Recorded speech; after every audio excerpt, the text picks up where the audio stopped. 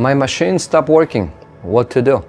Well, unfortunately, if the humidity is going to reach 35% humidity, machine automatically stops working because it's unable to produce water from such a low humidity level.